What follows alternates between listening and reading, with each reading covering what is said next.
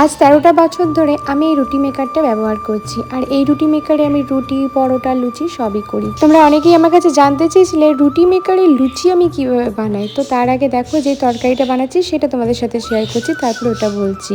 আমি সাধারণত রাতের বেলায় এই ধরনের তরকারি বানাই। একটু সাদা তেলের ওপর বা সর্ষের তেলের ওপর 5 ফোড়ন দিয়ে পেঁয়াজ, আলু, তারপরে একটুখানি ভাজা ভাজা করে নিলাম, নুন হলুদ দিয়ে, কাঁচা লঙ্কা দিয়ে, তারপরে একটু টমেটো দিয়ে, একটু জল দিয়ে প্রেসারে সিটি মেরে দেবো। এটা না সিম্পল তরকারি, কিন্তু খেতে ভীষণ ভালো লাগে।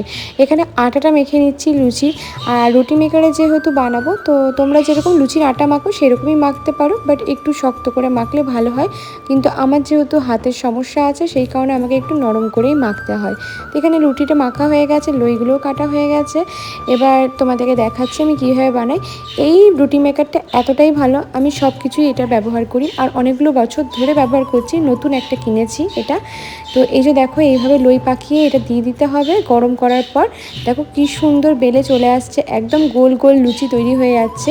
আর কয়েক সেকেন্ডের মধ্যে কতগুলো লুচি হয়ে যাচ্ছে, মানে বেলা।